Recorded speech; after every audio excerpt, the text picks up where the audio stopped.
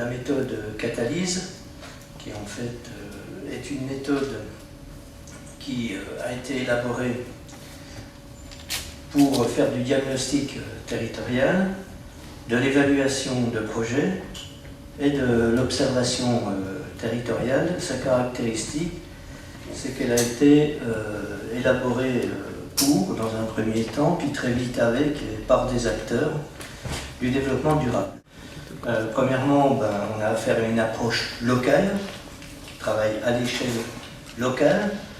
Ça ne veut pas dire qu'on ne travaille que à l'échelle locale, on est parfaitement conscient qu'il y a une interscalarité au niveau territorial, mais il faut affirmer, à l'heure actuelle, je crois encore, la nécessité de l'approche locale. En matière d'observation, notamment, on le verra. Ensuite, c'est une approche scientifique.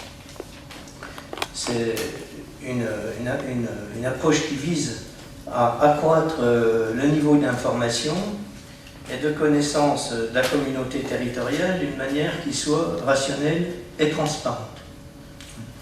Elle implique la connaissance scientifique, elle implique des outils scientifiques. Ensuite, c'est une méthode globale, ça veut dire qu'elle est multidisciplinaire du point de vue scientifique, mais multisectorielle sur le terrain.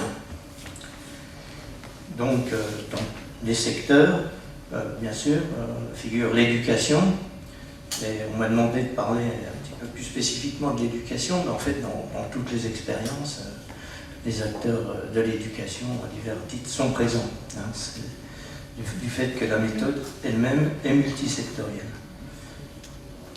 Ensuite, c'est une méthode coopérative. Elle s'est développée au sein de partenariats de développement,